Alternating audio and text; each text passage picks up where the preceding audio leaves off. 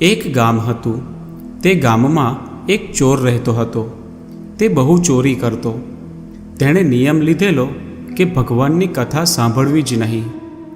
એક દિવસ આ ચોર ગામના ચોરા આગળથી નીકળતો હતો. ચોરા ઉપર એક બ્રાહ્મણ દેવી પુરાણ વાંચતા હતા.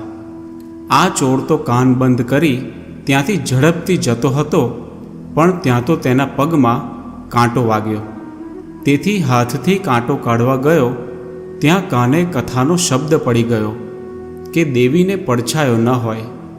ચોરને તો આ યાદ રહી ગયું. થોડા દિવસ પછી આ ચોર અને બીજા 3 એમ ચારેય મળીને એક રાત્રે રાજાનો ખજાનો લૂંટ્યો. બીજા દિવસે રાજાને ખબર પડી. તેણે સાચા ચોરને પકડવા એક યુક્તિ કરી. ચોરો દેવીથી બહુ બીવે, તેથી તેણે ગણિકાને બોલાવી. તેને દેવીનો વેશ લઈ ચોરોના વાસમાં જઈ સાચા ચોરને શોધી લાવવા કહ્યું.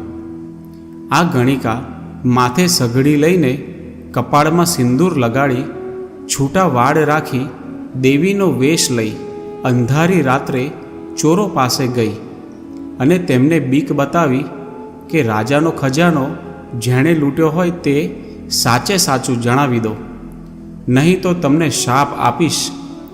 બધા ચોરો ગભરાઈ ગયા. તેમાં આ ચોરને તેને કાને ભૂલમાં કથાનો શબ્દ પડી ગયેલો જે દેવીને પડછાયો ન હોય તે યાદ આવ્યો. પછી તે ચોરે બીજાઓને કહ્યું, અલ્યા, તેની પાસે દીવો લઈ જાઓ. જો સાચી દેવી હશે તો પડછાયો નહીં હોય. પછી તો દીવો લઈ ગયા અને તેનો પડછાયો દેખાયો. આ જોઈ બધાએ ગણિકાને ત્યાં જ બરાબર મેથી પાક ચખાડ્યો. તે ગણિકા માંડ માંડ જીવ બચાવીને ભાગી. આમ જો ભૂલમાં સાંભળેલી કથાનો એક શબ્દ યાદ રહી ગયો હતો તો ચોરનો જીવ બચી ગયો અને ધન પણ મળી ગયું. પછી તે ચોરને થયું કે આટલી કથા વાર્તાથી આટલો ફાયદો થાય છે તો વધુ સાંભળવું તો કેટલો ફાયદો થાય. પછી તેણે કથા સાંભળવાનું શરૂ કર્યું અને કથાના ઉપદેશથી તેણે ચોરીનો ધંધો છોડી દીધો અને સારું જીવન જીવવા લાગ્યો. આમ થોડી જ કથા સાંભળવાથી કેટલો બધો ફાયદો થયો. માટે કથા વાર્તા સાંભળવાનું વ્યસન પાડી દેવું.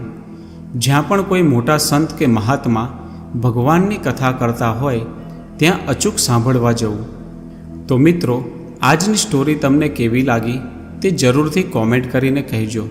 અને જો સારી લાગી હોય તો વિડીયોને લાઈક અને શેર કરજો અને અમારી ચેનલને સબસ્ક્રાઈબ પણ જરૂરથી કરી લેજો. જય શ્રી કૃષ્ણ.